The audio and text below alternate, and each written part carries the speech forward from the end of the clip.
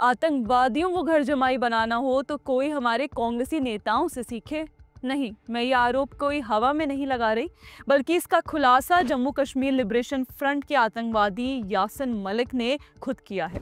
देखिए, 25 अगस्त 2025 को एक दिल्ली हाईकोर्ट में दाखिल अपने हलफनामे में यासिन ने कहा कि साल 2006 में पाकिस्तान दौरे के दौरान उसने लश्कर तायबा के संस्थापक हाफिज सईद से मुलाकात की और वो उसकी अपनी मर्जी नहीं थी, बल्कि भारत की खुफिया एजेंसी आईबी के सीनियर अधिकारियों का आदेश था। मलिक के मुताबिक 2005 के भूकंप के बाद आईबी के स्पेशल डायरेक्टर वीके जोशी ने उससे साफ कहा, अगर पाकिस्तान से बातचीत में सफलता चाहिए तो वहां के आतंकियों को भी शामिल करना होगा। और इसी प्लान के तहत यासिन मलिक ने हाफिज सईद और यूनाइटेड जिहाद काउंसिल के सरगनाओं से मुलाकात की। मलिक का दावा है कि उसने इस मीटिंग में जिहादियों से हिंसा छोड़ने और शांति अपनाने की अपील की, लेकिन असली विस्फोटक खुलासा आगे है। देखिए, मलिक ने कहा कि भारत लौटने के बाद आईबी ने उसे डीब्रीफिंग के बाद सीधे प्रधानमंत्री मनमोहन सिंह से मिलने भेजा। नई दिल्ली में उसी शाम एनएसए एमके नारायण की मौजूदगी में मलिक ने मनमोहन सिंह को पूरी रिपोर्ट दी और फिर प्रधानमंत्री ने उससे हाथ मिलाते हुए कहा कि आपने पाकिस्तान के सबसे कट्टरपंथियों के बीच शांति की जो पहल की, उसके लिए मैं आपका शुक्रगुजार हूं। मलिक ने यह भी कहा कि मनमोहन सिंह ने उसे कश्मीर में अहिंसक आंदोलन का जनक तक कह डाला। अब जरा सोचिए, वही यासिन मलिक जिस पर भारतीय वायुसेना के 4 अफसरों की हत्या का आरोप है, वही आतंकी जिसने 1989 में तत्कालीन गृह मंत्री मुफ्ती मोहम्मद सैयद की बेटी रुबैया सैयद का अपहरण किया था, वही व्यक्ति जिस पर कश्मीरी पंडितों के नरसंहार और उसके पलायन का ठप्पा है, वही यासिन मलिक दावा कर रहा है कि भारत का प्रधानमंत्री उसे शांति का दूत मान रहा था, और वो भी उस मुलाकात के बाद जिसमें शामिल था हाफिज सईद।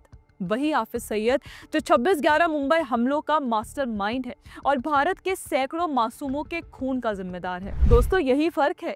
आज की केंद्र सरकार जो आतंकियों के खिलाफ लड़ाई लड़ रही है, मनमोहन सिंह की सरकार ने इन्हीं आतंकियों को शांति दूत बनाया था। मतलब देखिए, कांग्रेस पार्टी की सरकार अपनी सत्ता में इन्हीं आतंकियों को शांति वार्ता के लिए आगे कर देती थी और उनसे मुलाकात भी किया करती थी।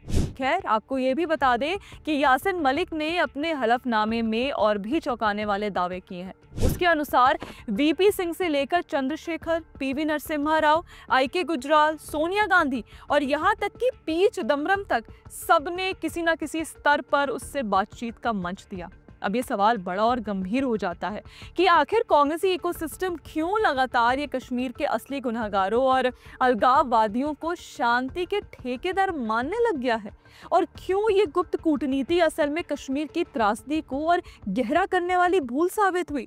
क्योंकि देखिए, सूत्रों की माने तो कांग्रेस के नेता और पूर्व प्रधानमंत्री राजीव गांधी और नरसिम्हा राव दोनों पर कश्मीर को लेकर आतंकियों को संरक्षण देने का आरोप पहले भी लग चुका है। जब 1990 में यासिन मलिक ने उस समय के गृह मंत्री मुफ्ती मोहम्मद सैयद की बेटी रुबैया सैयद का अपहरण किया, तो सरकार ने उसे छुड़ाने के लिए आतंकियों को रिहा कर दिया था। और दोस्तों, इसी प्रिजनर स्वैप ने आतंकवादियों का हौसला बढ़ाया, और ऐसा 2019 में जम्मू कश्मीर सरकार ने सुप्रीम कोर्ट में भी कहा था कि कांग्रेस द्वारा ऐसी डील्स ने ही आतंकवादियों को और बढ़ावा दिया। गृह मंत्री अमित शाह ने तो संसद में इसे तुष्टीकरण की राजनीति बताया, और जबकि उधर कांग्रेस वो तो इसे जान बचाने के लिए मजबूरी में की गई बातचीत कहती है। दोस्तों, यासिन मलिक आज टेरर फंडिंग के केस में उम्र कैद की सजा काट रहा है, लेकिन उसका ये हलफनामा कांग्रेस सरकार की राजनीति और सुरक्षा व्यवस्था नीति की पोल खोलता है। सबसे बड़ा सवाल यही है, क्या भारत के एक प्रधानमंत्री ने सचमुच उस शख्स का आभार जताया जिसे पूरा कश्मीरी पंडित समुदाय अपने नरसंहार का जिम्मेदार मानता है? क्या कांग्रेस नेताओं ने शांति वार्ता के नाम पर दुश्मनों से हाथ मिलाकर देश की सुरक्षा से खिलवाड़ किया? दोस्तों, ये हलफनामा सिर्फ एक आतंकी का बयान नहीं, बल्कि कांग्रेस की सत्ता पर एक करारा तमाचा है। अब ये देश को तय करना है कौन सच बोल रहा है, जेल में बैठा आतंकवादी या कांग्रेस के गलियारों का अंधेरा। दोस्तों, आप ज़रूर हमें कमेंट सेक्शन में अपने विचार व्यक्त कीजिए, और बाकी ऐसे और वीडियोस के लिए आप हमारे चैनल को सब्सक्राइब भी कर ले। जय हिंद।